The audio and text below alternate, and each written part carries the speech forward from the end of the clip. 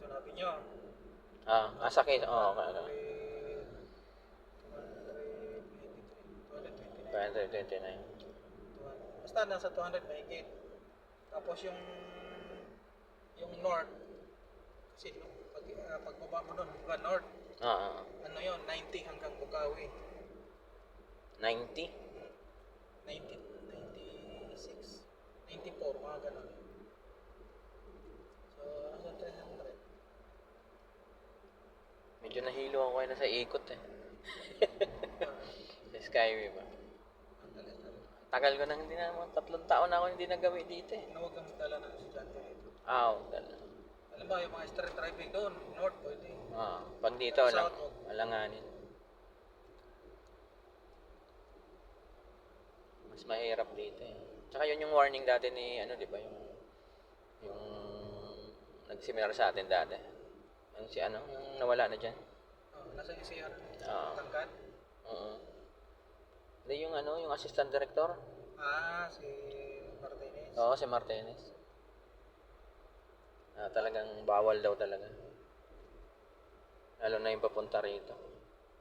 Nagtahan na yun. Hindi pwede nang kapugat-pugat ka rito. Hindi talaga.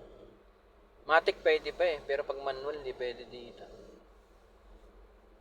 Saka hindi ka rin pwede yung yung nakabalot ka ng sticker dito, mabubuli ka rito. Pagdating mo ng toll gate, nangyari ka na. Hindi naman. Kasi madala sa mga nagpadala. Pero sa bagay, kung pagpugat-pugat ka nga, Lang nga. nangyari na yun.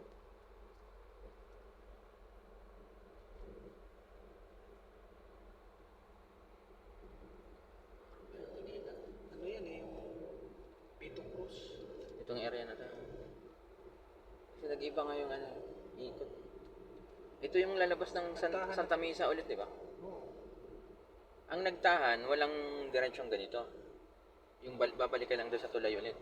Wala. Exit ka lang.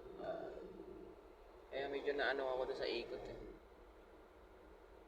Kasi ang bago ako umalis ng Manila, ang huli ko lang nakita, yung sa may Kalintong. Sa likod ng marketplace. Sa market. Yun yung nakita ko pa lang. Dadaan mo yung marketplace. Pero hindi pa yung tapos. Kasi nagtuturo pa ako doon sa Kalintong. Kaya nagulat ako doon sa kanina, yung ikot kanina ba? Ang layo na pala. Tsaka yung sa Santa Misa, yun. SM Santa Misa. Tambayan talaga nila yun. Ihi time. Ang laking luwag nito sa papuntang north. Pero nang may estudyante tayong dito sa Makati, nagtatrabaho yung asawa niya. Naka-Raptor yung asawa niya. Na 2,000 daw eh. 2,000 yung diesel.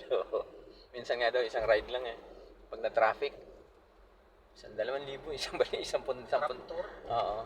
Gasolina ba yan? Hindi, diesel yun eh, yung Raptor. Yung pick-up. Sabi na asawa daw yun. Weekends lang ako uwi. Sayang yung pan-diesel eh.